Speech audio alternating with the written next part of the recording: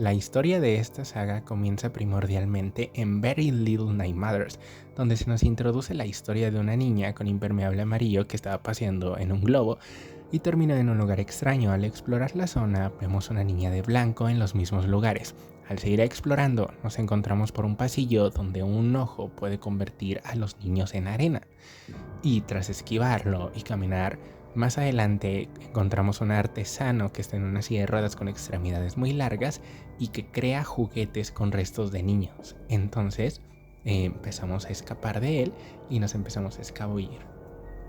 El que todo comience con el globo aerostático al que llegamos sugiere un desplazamiento forzado del contexto natural de la niña, o en este caso del infante, del que suele ser el hogar o las personas con las que se siente protegido. De esta misma manera podemos hacer una alusión a que el globo simbolizaría la infancia. ¿Por qué? Porque un globo es una estructura grande, es una estructura colorida y bella. Y esta misma también se puede romper con un pequeño daño en su superficie o con un pinchazo, justo como ocurre a los niños, a una niñez. Son seres que están empezando a crear conciencia, que están empezando a percibir el mundo, que no tienen ni idea de cómo se manejan las emociones, ni incluso empiezan a aprender por qué sienten lo que sienten. Y con estas acciones de violencia hacia ellos, puede romper una estructura tan frágil como la que es la de la niñez. Ahora podemos ver el impermeable amarillo como un símbolo de protección de la tormenta del mundo adulto. Y también podemos observar una niña de blanco que no posee esta protección y está completamente expuesta a la violencia o al trauma en el que se empieza a vivir en la misma situación que la niña del impermeable, pero pues ella no tiene esa protección. El ojo que convierte a los niños en arena lo podemos ver como un sistema que elimina el movimiento. En este caso, elimina la creatividad, la curiosidad o el pensamiento. Cuando eliminamos eso de un niño, pierde una parte de su esencia y comenzamos a descarrilarlo, por llamarlo de alguna manera, de lo que puede llegar a ser a lo que nosotros queremos forzar a que sea, o a lo que un sistema educativo quiere forzar que este sea. Esto lo reforzamos con el artesano, que es alguien que construye juguetes a base de niños. Y esta es una idea en la que te deshumanizan, te quitan tu existencia y te reconvierten en otra cosa que no eres, pero con tus piezas, como si fueras tú. Y esta deshumanización puede también estar basada desde el hogar, pero usualmente ocurre en algunas instituciones académicas, donde se les valoriza a los niños por si sabes hacer esto, aporta, si no sabes hacer esto, pues no. Y entonces empezamos a quitarles oportunidades. A lo mejor un niño tiene talento para ser el mejor beisbolista del mundo, pero no es muy bueno en matemáticas, y entonces este sistema educativo asume que no serviría para la vida social o la vida cotidiana. Y de esta manera lo moldea, lo transforma en algo que él no quiere ser, pero pues sigue siendo él. O sea, las partes que están en su cuerpo son de él, pero no es él, y disfrazado todo esto de una manera artística. Por eso es un artesano. Al lograr escapar del mayordomo y pasando por unos contenedores de basura donde podemos apreciar lo que pueden ser restos de algunos niños, terminamos otra vez huyendo del peligro, ya que encontramos un mayordomo muy extraño que parece flotar y tener las manos atadas hacia atrás, que nos persigue, pero tras escalar muchos obstáculos y huir, finalmente nos libramos de él. Este escape por el basurero puede simbolizar un tránsito en el que el niño comienza a perder su autoestima. ¿Y cómo puede suceder esto en un infante si no comprende sus emociones al 100% o apenas empieza a tener conciencia sobre lo que es una emoción? Esto ocurre porque ellos llegan a resentir aún más los regaños que los adolescentes o incluso que los adultos, porque ellos apenas están creando una formación de su persona. Entonces, al ignorarlos o al compararlos o al minimizar sus acciones, comienzan a perder esa autoestima y comienzan a entrar en un basurero donde podemos observar también partes de otros infantes. Y esto es una comparativa que podemos hacer perfectamente con esto según una visión más profunda sobre lo que es esta escena. En cuanto al mayordomo que nos encontramos, este podría simbolizar a un adulto que reprime las acciones o movimientos físicos o actividades físicas de un niño, lo que suelen ser algunos adultos que porque el niño esté jugando muy tranquilamente, ya sea en la casa o en el patio, se molesta y lo recrimina llamándolo latoso, y de esa manera le quita el incentivo del movimiento, de que esté en constante movimiento, y eso podría perjudicar a su formación personal o incluso empezar a traer más problemas de salud, etcétera, en un futuro. Y esa es mi visualización o mi punto de vista sobre esta parte del videojuego. Y por último nos enfrentamos al mayor peligro de este lugar, que resulta ser una niña disfrazada de adulta de manera muy exagerada, con mucho maquillaje, una peluca, y que posee un horrible carácter. Además, si nos atrapa con sus poderes, nos desvanece. Si nos fijamos en alguno de los cuadros que aparecen en el trayecto, notamos que al parecer su padre acabó con su propia existencia y que su madre pues no parece estar muy interesada en su cuidado. Durante el escape de la casa nos encontramos a la niña de blanco y juntas escapan de la casa.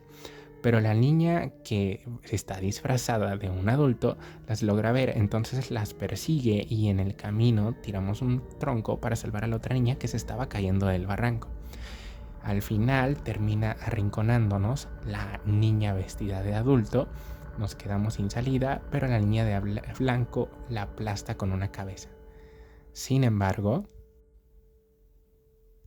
sobrevive y nos caemos al mar en una escena de lo que podemos saber que ninguna terminó bien. Y el impermeable queda flotando. La niña de blanco baja para ponérselo y ahora se dispone en camino en una balsa a un destino del cual por ahora no sabemos, pero después de la siguiente reflexión comenzaré a contarte lo que sucede después. La imitación de la niñez vista de una forma deformada es claramente el rompimiento de la infancia para convertirte automáticamente en un adulto, solo aquí es de manera exagerada la expresión. Y esto ocurre lamentablemente en muchas partes del mundo. Lo podemos ver en países tercermundistas mayormente, en lo que los niños tienen que trabajar para ayudar a solventar la economía de su casa o de su familia, o incluso tienen que valérselas por sí mismos para sobrevivir, siendo niños de 10, 15 o menos de 7 u 8 años, los que rompen esa faceta de sí mismos, los que se quitan la infancia para poder sobrevivir en este mundo. Y de esta manera pues prácticamente se deforma su mente, se deforma su visión y se deforman sus emociones, porque se convierten en ese adulto protector con el que no nacieron para afrontar la vida e intentar sobrevivir.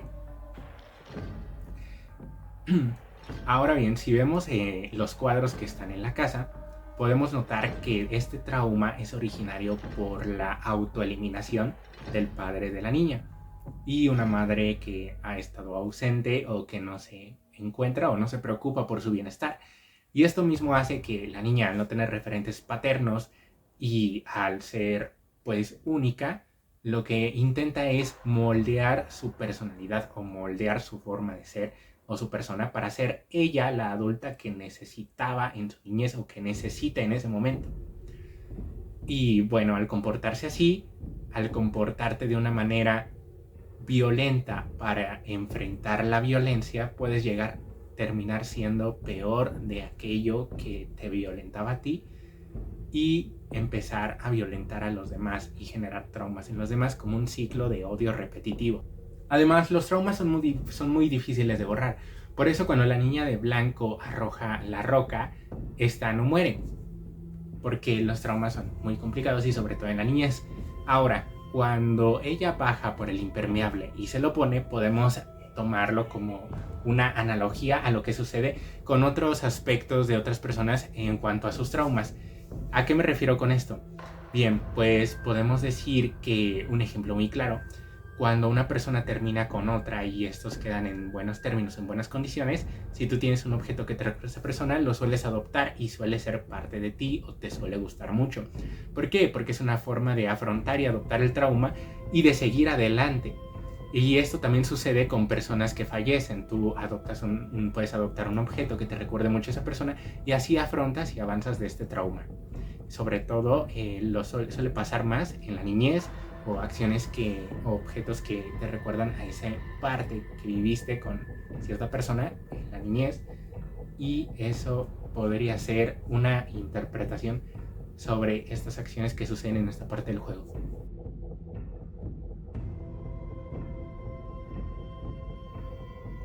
En el segundo videojuego todo comienza con la cinemática de una pesadilla, pero Mono, a quien ahora manejaremos y será el protagonista, quien también usa una bolsa de papel en la cabeza, despierta antes de abrir la puerta. Nos encontramos en un bosque lleno de trampas y al esquivarlas llegamos a una casa de madera. Adentro de ella, investigando un poco, encontramos una niña que está con una caja musical y nos dirigimos hacia ella con ayuda de una hacha.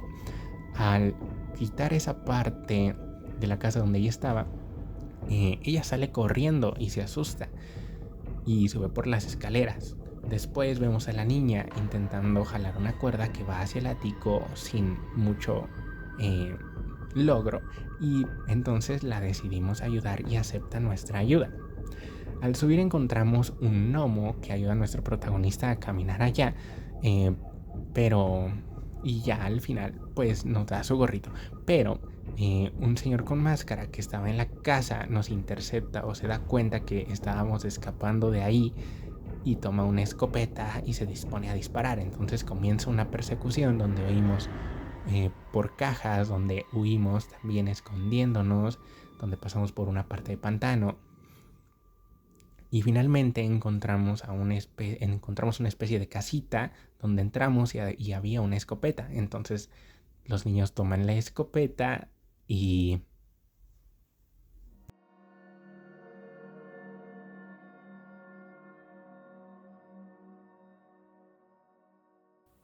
la imposibilidad que existe al acceder a la puerta en el sueño de Mono puede verse como la imposibilidad que existe para las personas acceder a un trauma que está en la niñez. Es como si el inconsciente mostrara partes de ese trauma o de ese gran miedo que tienes en tus pesadillas, ya que esa es la forma en la que tu inconsciente representa tus mayores miedos, y tú no pudieses acceder a o a la verdad que existe detrás del trauma o detrás del miedo o a lo que sucedería al empezar a crearse este miedo. Ahora bien, Mono posee una máscara de papel. Esto sugiere un rechazo a un trauma o a una violencia sobre algo que él lo apegó hacia su persona o hacia sí mismo. Podemos ver ejemplos de este tipo de traumas en libros, como por ejemplo el libro de Wonder, donde un niño con discapacidad facial utiliza siempre una máscara porque no le agrada su cara y asume que es su culpa ser así, o que es su culpa que las personas no quieran conectar con esta persona, con este niño. Y bueno, eso podríamos tomarlo como una forma de analizar el por qué Mono lleva una máscara. En cuanto al escenario principal o al principio de toda esta historia, que es el bosque, podemos verlo como el principio de los miedos infantiles y de los traumas. ¿Por qué? Bueno, en libros como Hansel y Gretel, el escenario es un bosque donde te explica que no te debes de alejar mucho de tus adultos y no confiar en personas extrañas, porque cuando estás en un bosque vacío y nadie te puede escuchar ni puedes pedir ayuda y todo es desconocido, puedes correr peligros como los que corrieron Hansel y Gretel y los puede devorar una bruja, o en el mundo actual y real puede sufrir un robo de presencia a una persona, para no decir esa palabra que tengo que censurar. Y de esta misma manera nos explica el juego introduciéndonos en un bosque, lo que empieza a querer dar a saber sobre cómo va a empezar este juego. Además, recordemos que el bosque es un miedo evolutivo y primordial, ya que, bueno, al ser cazadores y al estar en manada, los lugares muy abiertos, con desconocimiento personal, con ruidos extraños, nos suelen poner muy alerta, ya que todo es una trampa, todo podría estar cazándonos, y por eso hay que estar siempre alerta y a la defensa. Es un miedo evolutivo, es un miedo primitivo, y es un miedo que expresa a la soledad, a lo desconocido y a la violencia que se puede sufrir en este. El cazador posee una máscara porque no tiene una identidad personal. Es la representación del miedo violento sin consentimiento. ¿A qué me refiero con esto? Un adulto que es estricto y ataca solo por serlo, porque no comprende lo que es vivir una infancia, porque a lo mejor él no la vivió, o porque así es su manera de tratar a las personas, es violento y solo ataca con violencia. Y no puedes darle una cara porque la cara que ve el niño es una máscara de violencia pura. Y esto es lo que ejemplifica y personifica el cazador, este tipo de adultos destructivos a los niños que los atacan. Ahora, al final los niños se defienden con una escopeta. Es utilizar la violencia para salir de un ciclo de violencia. Es atacar al trauma con lo que te está empezando a atacar. Y esto va a ir moldeando la percepción de nuestros protagonistas a lo largo de esta historia. Pero hay que recordar muy bien esto. Y también te sugiero tener en la cabeza que en este punto del videojuego, Mono encuentra a la niña de blanco, que en un futuro será Six, porque pues es ella, pero ya lo veremos más adelante. La encuentra con una caja musical que parece estarla calmando y se altera pues al intentar entrar. Quiero que recuerdes muy bien esta parte y sobre todo la caja musical.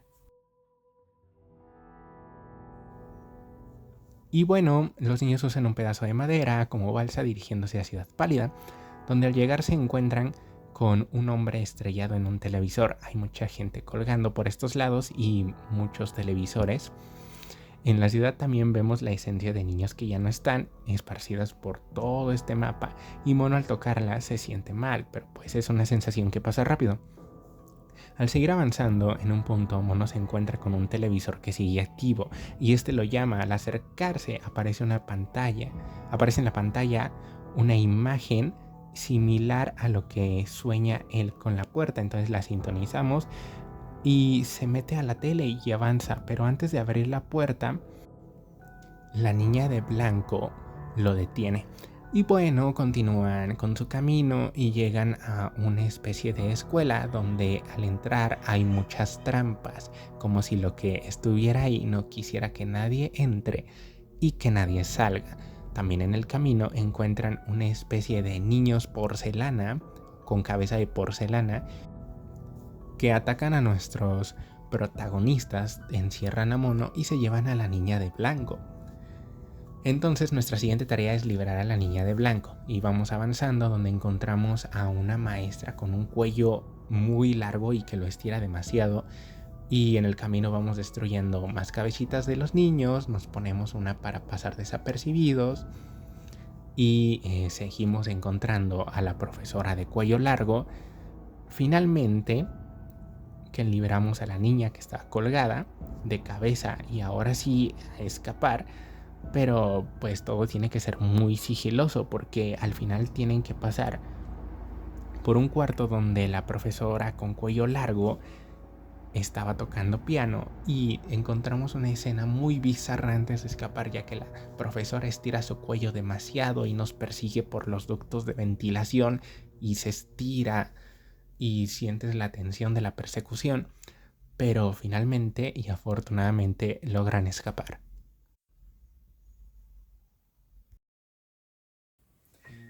Luego, cuando Mono es, en una escena, cuando Mono es capturado, o bueno, no capturado, soy un imbécil.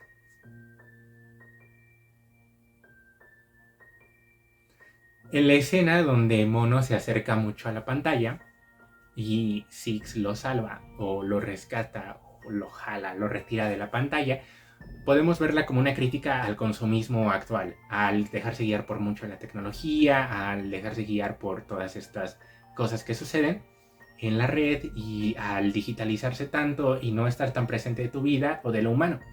Pero también si profundizamos más en el lore, en la historia y en lo que queremos hablar, que es de los traumas infantiles, podemos verlo como una aclamación de la violencia, ya que más adelante veremos cómo por las pantallas existe violencia.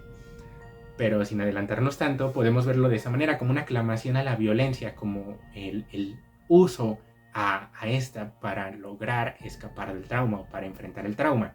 Sin embargo, el lazo humano o afectivo que tiene Mono ahora, que es Six, es aquel que lo ata o que evita que empiece a recurrir a la violencia. Y esta misma referencia la veremos bastante más adelante, pero quiero que la recuerdes bastante. En cuanto a la escuela, podemos ver una referencia directa a la crítica del sistema educativo que existe actualmente, de cómo las escuelas manipulan a niños que son frágiles, porque los niños que existen son de porcelana, tienen la cabeza de porcelana, la rompen frágil, es una mente moldeable como la de un niño, como la de un infante, y estos solo siguen órdenes y se comportan de manera muy estricta, pero cuando no está esa figura estricta, pues se comportan muy groseramente o expresan toda esa frustración y odio reprimido que tienen en este tipo de sistemas educativos que sí existen en la actualidad. En cuanto a la figura de la maestra, la podemos ver como una recriminación casi omnipresente, con su cuello largo, en el que castiga cualquier mínimo de la acción que le moleste o que esté fuera de lo que está permitido en su escuela o en su clase. Y eso también lo podemos ver en las trampas que existen.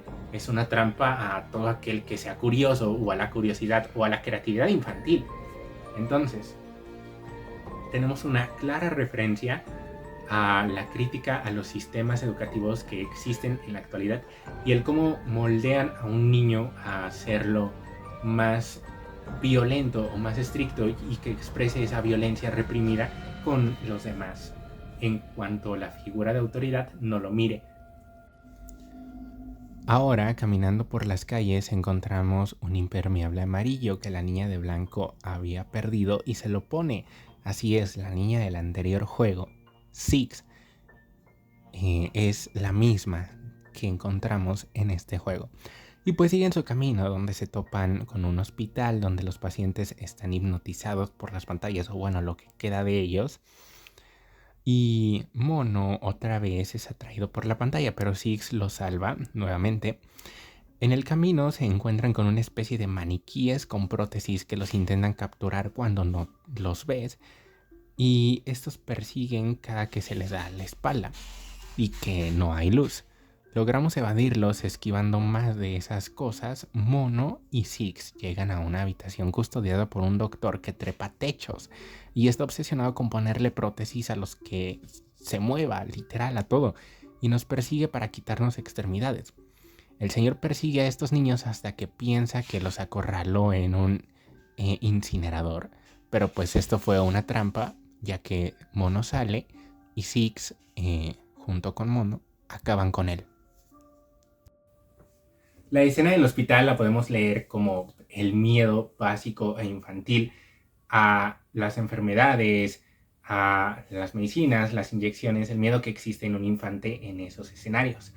Sin embargo, haciendo una lectura más profunda, fijándonos en más detalles, más especiales, siendo más quisquillosos con el análisis, podemos darle una interpretación bastante más oscura y bastante más radical, y considero que te la debería de presentar para que la tengas en consideración y me comentes en la caja de los comentarios si la ves muy drástica, muy sobreanalizada.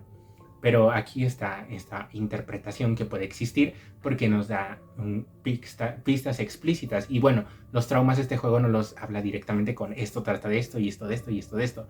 De hecho, los creadores no han dado como tal una declaración de el porqué de ciertas cosas. Entonces todo queda a una interpretación de fanáticos o una interpretación personal. Y ahora bien, mencionado esto lo podemos sobreanalizar y encontrar bueno, déjate explico primero por qué podemos decir esto. En el hospital se tocan temas muy íntimos, muy personales, muy físicos. Podemos llamarlo como un cuerpo íntimo físico, ¿ok? Y los maniquíes tenemos miedo al cuerpo ajeno del adulto, al cuerpo externo, que no es como nosotros. Y el doctor que existe continuamente intenta cambiar nuestro cuerpo, pero seguimos siendo nosotros, con prótesis innecesarias que ya no sentimos que es nuestro cuerpo. Y intenta todo siendo muy referente al tacto físico, sí, al tacto de los niños. De hecho, hay una escena que la puse en la narración de esta parte de videojuego, donde los maniquíes intentan, así en jaula, agarrar al niño o tocarlo, y el doctor lo mismo, te acecha como un depredador desde el techo para agarrarte y cambiar tu cuerpo. Y bueno, al final lo terminas metiendo al horno y terminas otra vez acabando un abuso o con violencia. Terminas usando la violencia para salir de este ciclo de violencia. Y con estos análisis, con estas ideas, podemos llegar a inducir un posible trauma al abuso físico o al abuso físico del infante, a la violencia física. Y bueno, este podría ser uno de los análisis que se le puede dar a esta situación, uno de los traumas que lamentablemente existen en el mundo. Y hay este tipo de adultos. Otra idea que lo puede reforzar es que los maniquíes no atacan si los ves o si existe luz que donde los demás lo puedan ver, como el abuso no hablado, el abuso que existe cuando no se habla, cuando no se pide ayuda o cuando no se puede pedir ayuda o hablar, llega a ser también abuso físico. Al seguir avanzando, entramos a un departamento donde encontramos un señor con cara deforme que se estrella contra un televisor. En esta zona también veremos a muchos adultos viendo televisor sin despegarse un segundo, y más adelante vemos cómo se vuelven locos si se les apaga. Esta misma. La señal proviene de lo que es una torre gigantesca a la que iremos, pero en un futuro, ya que por el momento los niños se encuentran otra vez con otra televisora activa y Mono es nuevamente atraído, pero esta vez sí logra abrir la puerta y de ella sale un hombre muy parecido a Slenderman con un sombrero, es decir, de extremidades muy grandes, quien nos persigue y termina siendo en vano escondernos ya que se lleva a Six. Entonces vamos en camino a recuperarla. Mediante los televisores, ya que descubrimos que estos están interconectados, logramos avanzar por toda la parte de la ciudad. Y también nos damos cuenta que la gente con cara deforme está muy loca por los televisores y que nos atacan al apagarlos o al notar nuestra presencia, como todo lo demás. Y bueno, al final volvemos a toparnos con el hombre del sombrero y escapamos de él mediante un tren, pero lo volvemos a topar de frente, ya que a intentar llegar a la torre está enfrente de nosotros, en donde está el camino para liberar a Six. Así que Mono se quita su máscara y con poderes que no sabíamos que tenía, derrota a esta entidad con sombrero y de cuerpo muy alargado. ¿Recuerdas que te dije la idea que memorizaras esta parte de que los televisores pueden ser un llamado a la violencia y un medio de generar la violencia? Bueno, pues cuando una persona con traumas genera violencia o se acerca a resolver las cosas con más violencia, puedes dañar a los que te rodean, o en este caso un Mono daña a Six. Y al intentar rescatarla, usa los televisores y usa más violencia. Hace uso de la violencia para remediar algo que hizo con violencia. Es un ciclo, pues, de violencia y que te convierte a ti en un abusador o en alguien que violenta. Cuando se enfrenta a el hombre grande, se quita la máscara que tenía y lo ataca también con violencia, porque está como que quita ese apego o ese miedo o ese abuso reprimido hacia sí mismo y lo expresa hacia el adulto, y de esta manera lo derrota o de esta manera lo violenta y supera esta parte del trauma o ataca al abusador, al que genera este trauma. Cuando entramos a la torre y vamos por todas estas puertas muy confusas, llegamos ante Six, que es una gigante, Y recuerdas también que te mencioné lo de recordar la caja musical. Bueno, pues ella está concentrada en una caja musical y nosotros la rompemos a pesar de que estaba deformada y la regresamos a su forma natural, pues veremos una actitud más apática diferente. Pero ¿por qué sucede esto? Esto puede interpretarse como si la caja musical fuera aquello que aún la mantenía tranquila, que la mantenía en su niñez. Y Mono rompió esa barrera emocional personal 2 veces, no fue una. La primera sucedió al principio del juego, entrando por la fuerza de hachazos, donde le rompió su estabilidad o su forma de controlar todo ese trauma, todo ese miedo, de alejarlo, de vivir en esa burbuja emocional que la protegía. Y esto lo hizo en 2 ocasiones. Lo que para ella sería una sensación como quitarte esa parte de que tú te puedes proteger por ti mismo o que tus emociones te están protegiendo del trauma en el que estás viviendo. Y el que alguien te quite ese poder, puedes tú referirlo a él como un abusador o como un violentador más. Y por eso es que la acción apática de Six o la acción agresora de Six es dejar caer a Mono al final.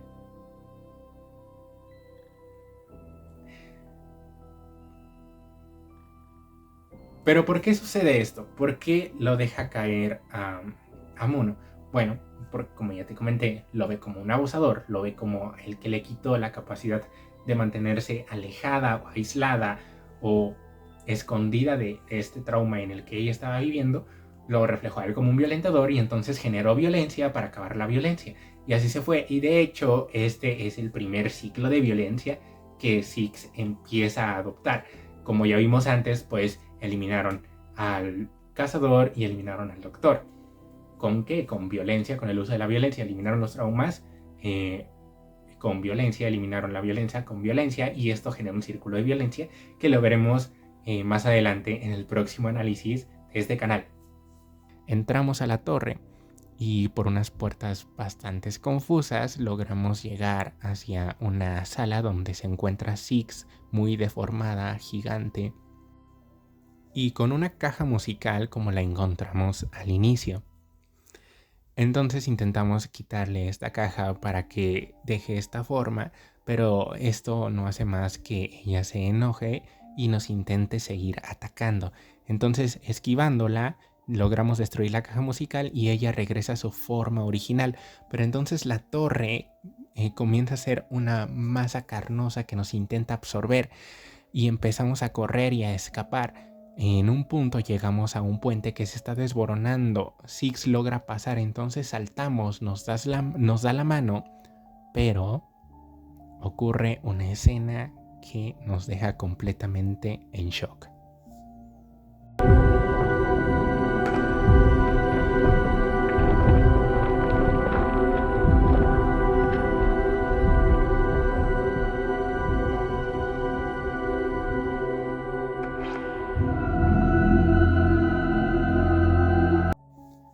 Mono sobrevive y al avanzar encuentra una silla en la masa carnosa y se rinde.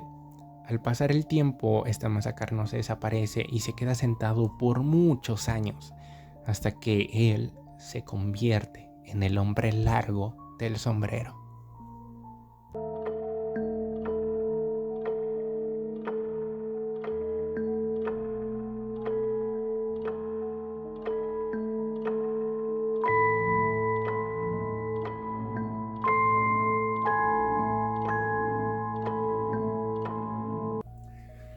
Cuando Mono cae y se sienta en la silla y se queda esperando por toda la eternidad, podemos verlo como una forma de cómo las personas que han sido violentadas o que guardan mucho trauma lo guardan, no lo expresan, ni lo combaten, ni lo intentan eliminar, lo resguardan, se quedan con él, crecen con esta violencia y al final la terminan liberando en más personas, en más inocentes, esta violencia, y sobre todo en personas que expresan los rasgos de aquel que ha sido su abusador. En este caso, pues es un ciclo repetitivo donde él se convierte en el hombre del sombrero, ataca a Six y luego él se ataca a él mismo y vuelve a ser el hombre del sombrero, y todo esto genera un ciclo de odio.